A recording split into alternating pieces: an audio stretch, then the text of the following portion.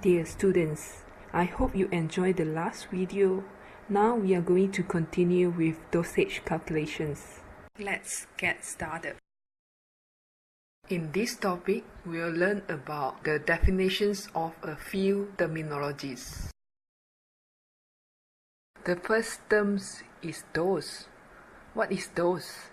It is the amount of drug to be administered to your patients for the intended medical effects at one time.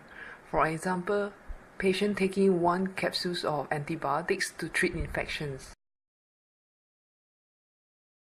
The dose may be expressed as single dose. Single dose is the amount of drug to be taken at one time, whereas daily dose is the amount of drug to be taken daily during therapy.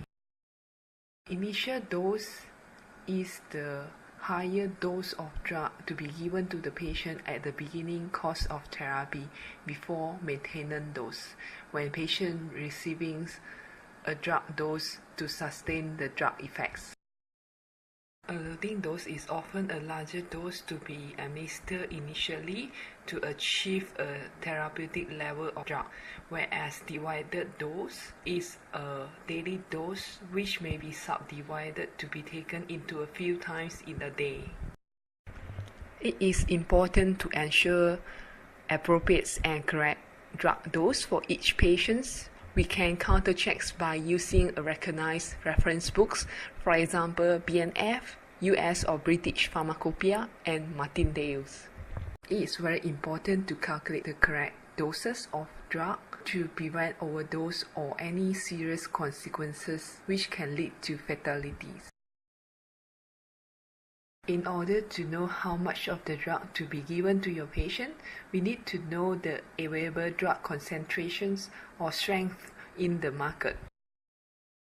Dosage strength is actually the dosage weight or amount of the drug in a particular dosage form. For example, a capsule is available in 7 different dosage strengths.